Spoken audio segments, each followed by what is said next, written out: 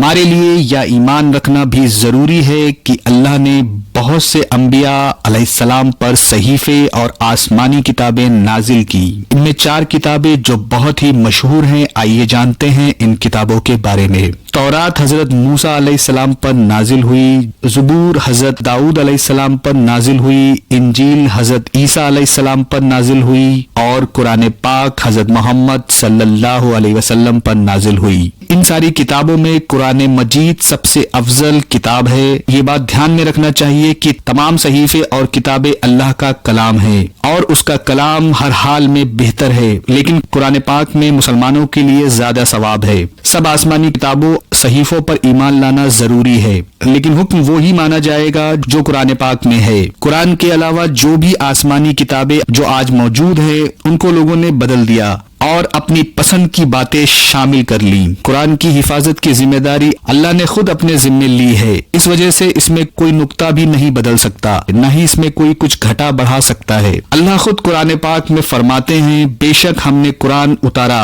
اور بے شک ہم خود اس کے ضرور نگہبان ہیں۔ اللہ نے اپنے بندوں کو سیدھا راستہ دکھانے کے لیے وقت وقت پر اپنے پیغمبروں کو دنیا میں بھیجتا ہے۔ دنیا میں لگ بھگ 1,24,000 نبی بھیجے، واللہ عالم، یا سبھی انسانوں میں سے تھے اور لوگوں کو ایک اللہ کی طرف بلاتے تھے۔ ان میں سے کچھ نبی ایسے تھے جن کو اللہ نے اپنے صحیفے اور کتابیں دی۔ قرآن میں 25 نبیوں کا ذکر ملتا ہے۔ ابراہیم علیہ السلام کو جو صحیفے دیے گئے تھے وہ اب دنیا میں موجود نہیں ہیں۔ تورات حضرت موسیٰ علیہ السلام پر نازل کی گئی۔ یہ کتاب اپنی اصل شکل میں موجود نہیں ہے، لیکن اس میں بھی ایک اللہ کی عبادت کا حکم دیا گیا ہے اور اسلام کی تعلیمات کا ذکر مل جاتا ہے۔ زبور یا کتاب داؤد علیہ السلام کو دی گئی تھی، جس سے اپنے قبیلے اور ملک کے لوگوں کی رہنمائی کرتے تھے۔ انجیل اس کتاب کو آج کے دور میں بائبل کے نام سے بھی جانا جاتا ہے۔ اسے حضرت عیسیٰ علیہ السلام پر نازل کیا گیا تھا۔ اس کتاب میں حضرت ابراہیم علیہ السلام سے لے کر بہت سے نبیوں کا ذکر ملتا ہے، اور اس میں بھی ہر کتاب کی طرح ایک اللہ اور اسلام کی تعلیمات کا ذکر کیا گیا ہے۔ حالانکہ اس کتاب میں بھی اب بہت تبدیلی ہو چکی ہے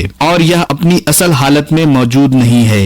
یہاں سب سے بڑا سوال یہ اٹھتا ہے کہ آسمانی کتابیں کب اور کیسے نازل ہوئی؟ جب کسی معاشرے یا دیش میں ادھرم یا گمراہی کا بول بالا ہو جاتا ہے اور لوگ سیدھے راستے سے بھٹک جاتے ہیں تو اللہ اپنے پیغام کو پہنچانے کے لیے ایک پیغمبر یا رسول بھیجتا ہے اور اسے ایک کتاب یا کچھ بنیادی باتیں بتائی جاتی ہیں جنہیں وہ اپنی قوم سماج کے لوگوں کو بتاتا ہے اور انہیں سیدھے راستے پر لانے کی کوشش کرتا ہے۔ حضرت جبریل علیہ السلام نبی اور رسولوں کو اللہ کا پیغام لا کر دیتے تھے۔ محمد صلی اللہ علیہ وسلم کو بھی جبریل علیہ السلام اللہ کا پیغام لا کر دیتے تھے، جسے وہ اپنی قوم تک پہنچا دیتے، اور اس طرح دھیرے دھیرے اللہ کے پیغام کا ایک بڑا ذخیرہ جمع ہو گیا، جسے آج قرآن کے نام سے جانا جاتا ہے۔ مسلمانوں کے لیے اللہ کی طرف سے نازل کی گئی ہر کتاب پر یقین رکھنا ضروری ہے۔ اگر کوئی اللہ کی ان کتابوں کا انکار کرتا ہے تو وہ اسلام کا انکار کرتا ہے۔ مسلمان تورات، زبور، انجیل اور قرآن چاروں پر یقین رکھتے ہیں اور یہ بھی مانتے ہیں کہ وقت کے ساتھ قرآن کے علاوہ اور سبھی کتابوں میں تبدیلیاں ہو چکی ہیں۔ ویڈیو پسند آیا ہو تو لائک اور شیئر کریں، چینل پر نئے ہیں تو سبسکرائب ضرور کریں۔